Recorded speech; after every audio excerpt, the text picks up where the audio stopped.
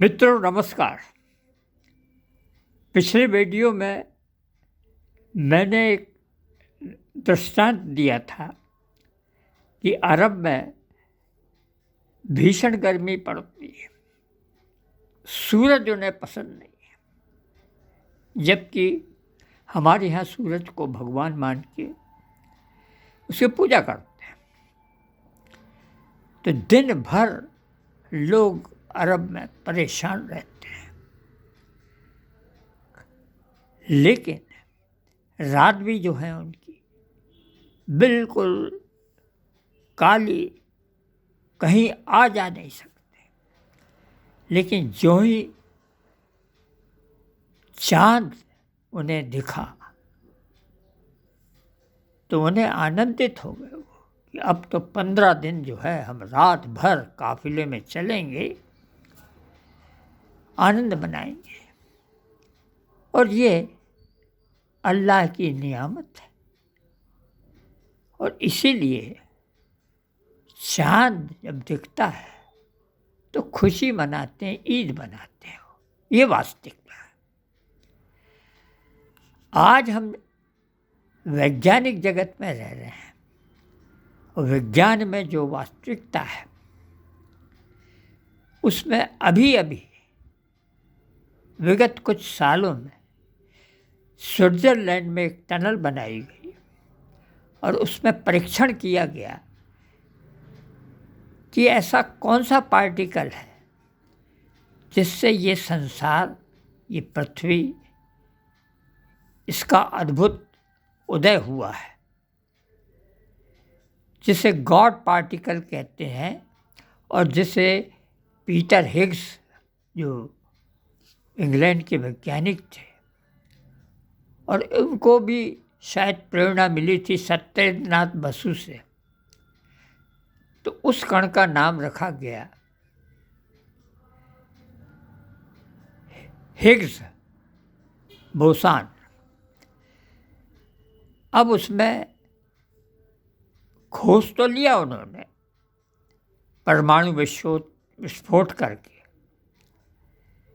लेकिन अभी भी हमारे मन में तो शंका यही होती है कि जो हिग्स बोसान नाम का जो कण है, जो पृथ्वी या इस संसार का जो नियामक है, तो फिर ये चेतना कहाँ से आई?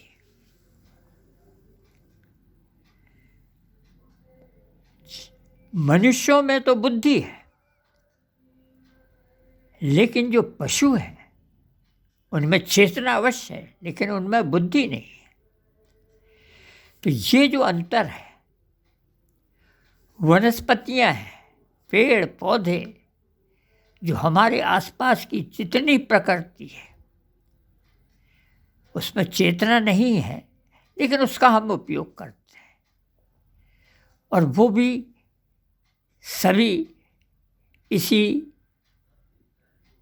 हिग्स बोसन द्वारा जो उन्होंने कण या जो भी उन्होंने वैज्ञानिकों ने उसमें प्रयोग किया है, उसी से शायद ये उत्पन्न हुआ है। तो मेरा ये कहना है कि बंधुओं, ये सब हमारे प्रयत्न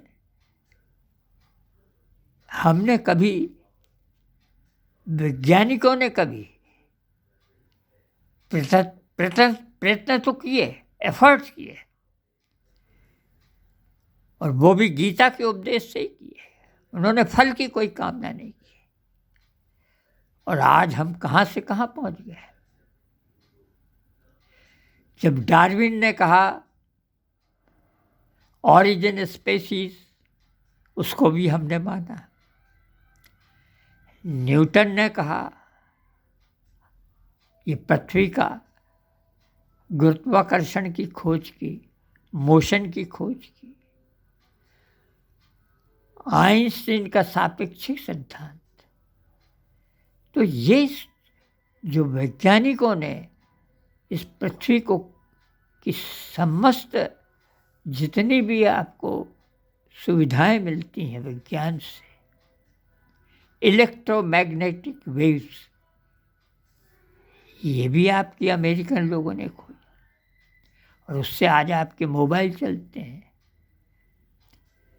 आपके जो वर्चुअल कॉन्फ्रेंस होती हैं सब इसी खोज के कारण होती है। ये कोई कल्पना नहीं है, ये एफर्ट्स हैं, वैज्ञानिक एफर्ट्स हैं और वैज्ञानिक आज भी खोज कर रहे हैं। तो ये सब क्या है कि आप कर्म करते चले जाइए और फल की कामना मत कीजिए। अब उसके बाद एआई आ गया और भी ना जाने कितनी इन्वेंशंस होंगे। अभी अभी जो लोग स्पेस में गए हैं उन्होंने कहा कि स्पेस में कैंसर ठीक हो सकता है। तो मैंने भी ये कहा क्यों नहीं हो सकता। अगर स्पेस में वैक्यूम है तो आप भी यहाँ वैक्यूम पैदा कीजिए, वैक्यूम से आप कैंसर का उपचार कर सकते हैं। तो ये जो हमारी सोच है, जो कि कृष्ण ने अर्जुन से कहा कि आप बढ़ते चले जाइए, किसी प्रकार की कोई कामना मत कीजिए, तभी आपको जो सफलता मिलती है उसको भी मत मानिए सफलता को, निरंतर चलते रहिए।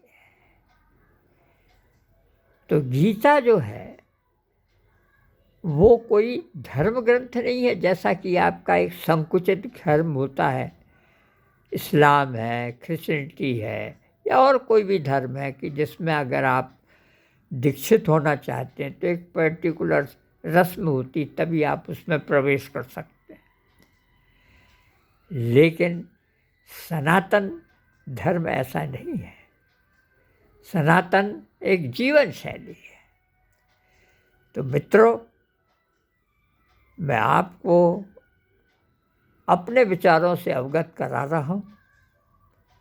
इस वीडियो को आप सब्सक्राइब कीजिए, आइकॉन बटन दबाइए और जहाँ से आप देख रहे हैं उसका नाम लिखिए, किस समय आप देख रहे हैं वो भी बताइए। और मैं आपका धन्यवाद देता हूँ कि आप इस वीडियो को देख रहे हैं और मैं पुनः वंदे मातरम करता हूँ आपको।